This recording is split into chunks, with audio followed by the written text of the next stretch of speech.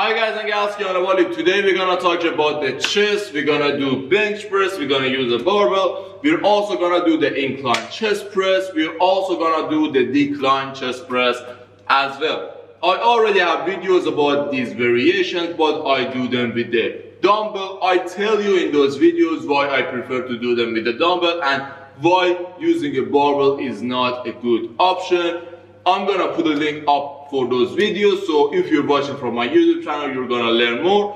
Also in those videos, I go through a lot of technicalities and a lot of details. So if you want to learn more, you can check those videos. But if you want to know why the barbell variation is not the best choice, or you want to just know how to do the barbell variation in the safest way, now it could be because you don't have access to dumbbells or for whatever reason, I'm gonna tell you how to do the barbell variation for the decline, the bench press, and the incline chest press as well. So without further ado, the first thing that you should choose is the bar itself. So there are mainly two types of bars, the normal bars and the Olympic bars.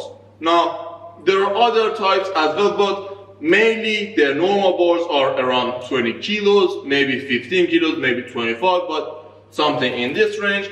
And the Olympic bars are a little bit heavier and they're a little bit thicker as well. So the circumference is gonna be more on the Olympic bars, but these bars are a little bit thinner. The reason for this difference in the weight and the circumference is that the Olympic bar is for people who want to lift pretty heavy. So 99% of the people do not need to use the Olympic bars. They are really thick and you don't need to use them even for squats or deadlifts.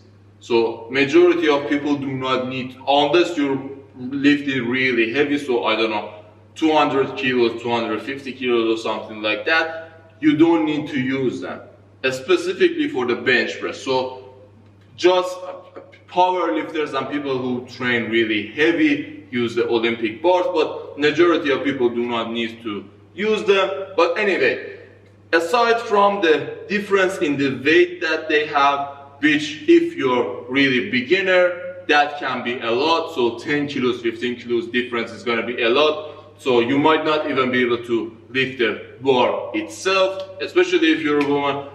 It's going to be pretty much hard. Aside from that, when the circumference is more, it's gonna be harder to manage the bar as well. It's also gonna be unsafe for the shoulder as well. But anyway, go narrow. I'm gonna go through the details, so you're gonna learn why choosing a narrow bar is good. So you've chosen the narrow bar. The second thing that you've gotta consider is how you position your hand.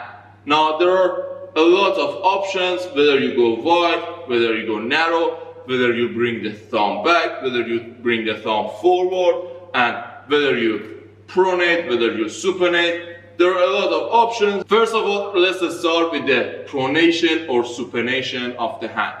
The more you supinate or bring the palm facing upwards, the more you're gonna use the tricep. So although it's got things that you should consider as well, but because it's not that much focus on the chest itself, we're not gonna cover it in this video, but in other videos I'm gonna talk about that as well. But just basically know that the more you supinate, it's gonna be more tricep. The more you pronate, because the elbow goes a little bit out, you're gonna use more the chest and the shoulder. Although you're still gonna use a little bit of the chest, but it's not gonna be that much. Anyway, also that is not that much safe for the tricep as well. Not for the muscle itself, but for the joints and the wrist especially. And I've got a video about the tricep. I'm gonna put the link here, so you're gonna learn more about that as well. So the second thing is whether you bring the thumb forward or back. When you bring the thumb back, there are two options that you have. First one is gonna be to bring the wrist back so the bar doesn't fall down, so you bring it back, and that's gonna put a lot of pressure on the wrist.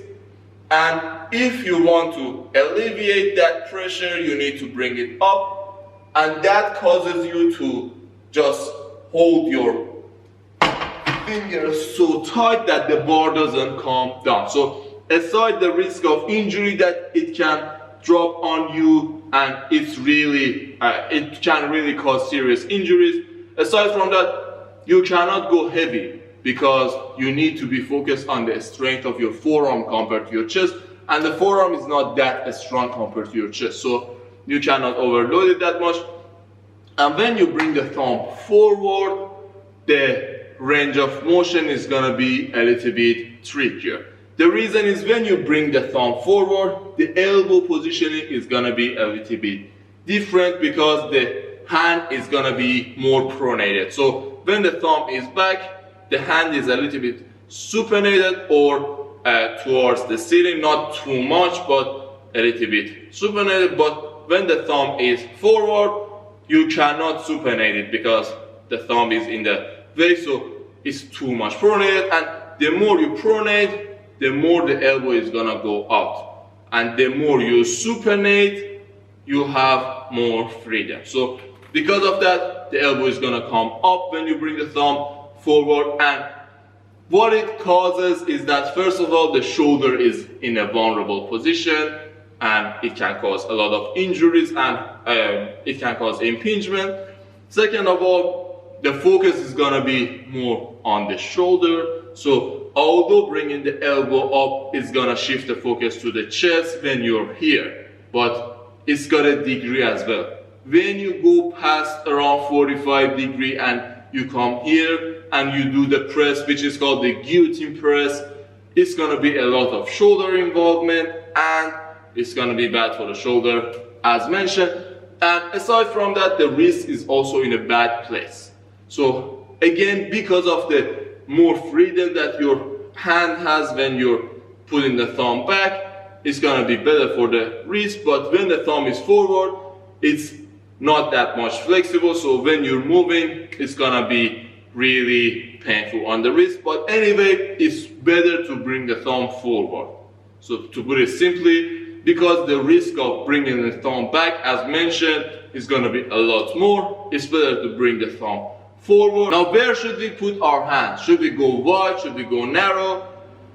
It's really based on your flexibility, but there are issues that are relevant to all of us. First of all, make sure you do not have that hyperkyphotic position when you're doing this exercise. So the more you position like this and you do the exercise, the range of motion is gonna be less, and also the risk of injury is gonna be more, and the work on the chest is gonna be a lot less. It's gonna be a lot more on the shoulder or the deltoid. So make sure you have a good thoracic extension. You don't need to overdo it as well. I see a lot of people copying the power lifters, and they do the chest press like this. They arch their back too much and they just do the exercise in this manner. The reason that power lifters do this is because they want to decrease the distance the bar moves. So because they're lifting pretty much heavy, the less distance the bar travels, the easier it's going to be for them. And that's for competition and people who want to just score a number.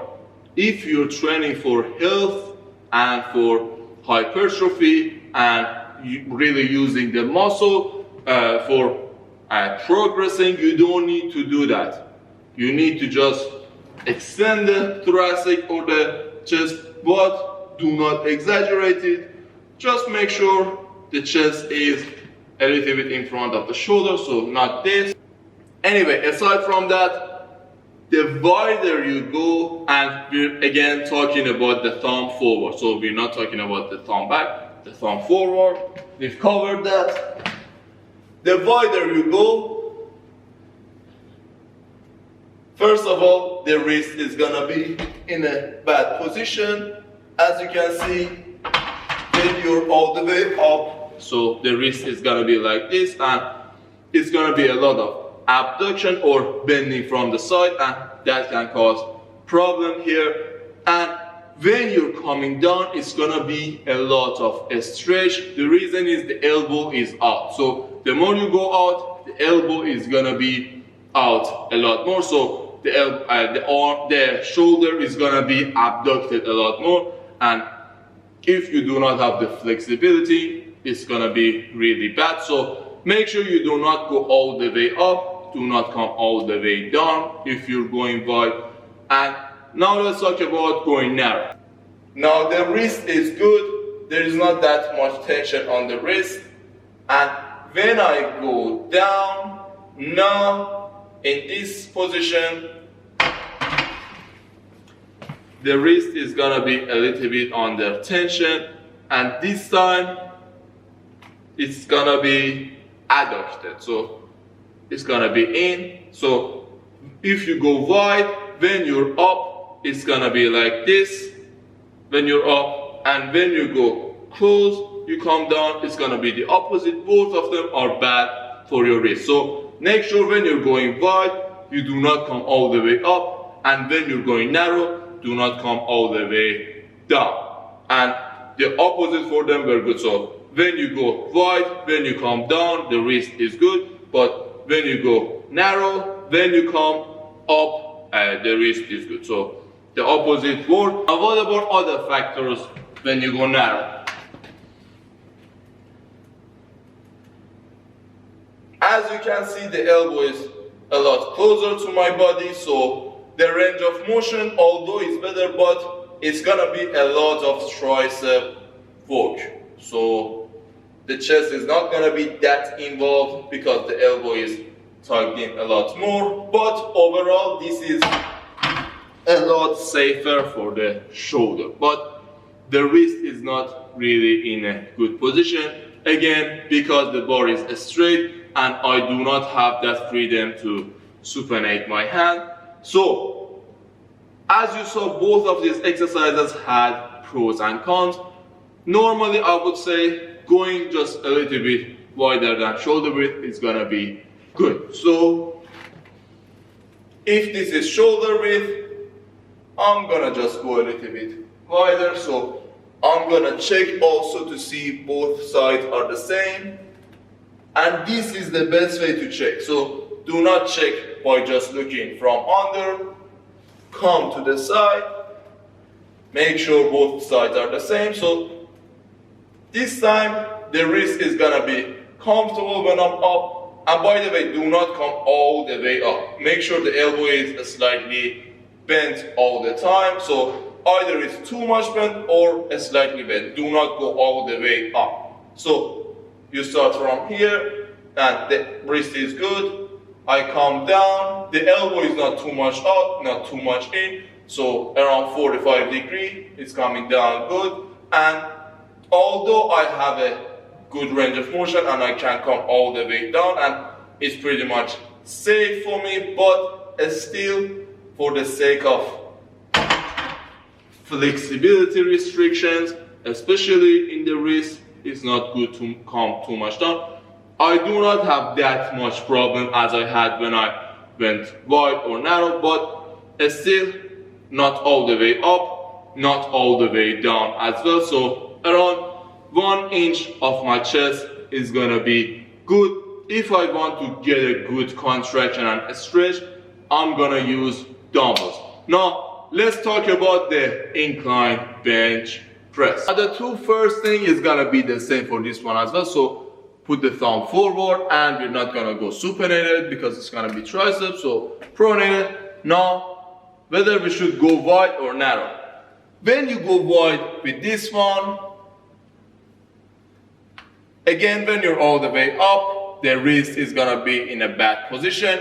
But when you go down, this time you're gonna be a little bit more comfortable in the shoulder, and the reason is the elbow is a little bit down. So with the bench press, when you go wide, it's gonna be the guillotine press that I talked about, and the elbow is gonna be too much up. But when you're in an incline position, the elbow is gonna be a little bit under, so the shoulder is a little bit more comfortable. So it's not gonna be that much bad for the shoulder, but still it's not the best practice. Still it can cause inflammation over time. Now what happens when you go narrow? Again, when we go up, it's gonna be the same again, not all the way up, it's slightly bent. So it's not good to keep it here. This time, the same positioning of the hand. When I go down, it's a lot easier again. The reason is, when you're on a flat bench, it's gonna be a little bit uncomfortable on the shoulder because you're gonna have a lot of internal rotation when you come down, and that can cause problem in the shoulder. And because you want to prevent that, you try to bring the elbows too much in, and that can cause your wrist to be a little bit in an awkward position. But when you're doing it like this, because there is not that much internal rotation, because the angle is a little bit different. Now I've talked about the details in the dumbbell variation, but anyway, because the angle is different, you don't need to force the elbow too much in. You can bring the elbow a little bit out, and because of that, the wrist is gonna be freer. So even the range of motion is gonna be improved as well because of that fact. But when you're doing it on a flat bench, you tend to bring the elbow in a lot more, and that can cause problems. So when you're in an incline position, because you don't have that much internal rotation, because of that, you're gonna have a better range of motion. But still, do not exaggerate it, do not go too much wide, do not come too much narrow, a little bit wider than shoulder width. It's gonna be alright. So I come here, down, up, and make sure you do not bring it too much up. The more you bring it up, the elbow is gonna go out, and it's gonna be the same problem.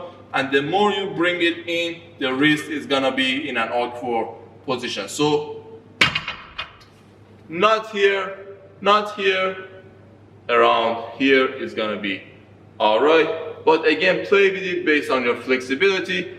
The variation that gives you the best range of motion while you don't have any pain and the focus is on your chest is gonna be the best option. This is a better variation of doing the chest compared to the bench press, although you're using different fibers, but this is a lot safer. So if you really want to use the barbell, try to go incline. Now let's talk about the decline as well. Again, the first two factors are gonna be the same: thumb forward, pronated, not supinated. Now we're gonna talk about wide and narrow. When you go too much wide, so we're going with the same distance we did the bench press and the incline press. So the distance between the hands are going to be the same with this, the bench press, the incline.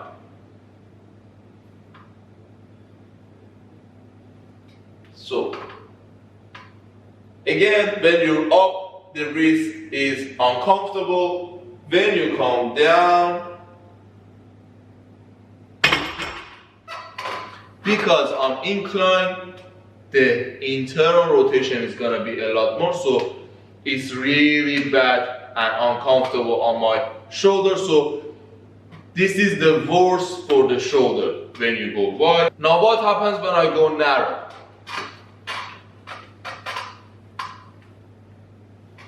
If I want to just bring the bar down, it's gonna be like this, and again, I'm feeling a lot of tension in my shoulder. Again, internal rotation, so it's gonna be bad.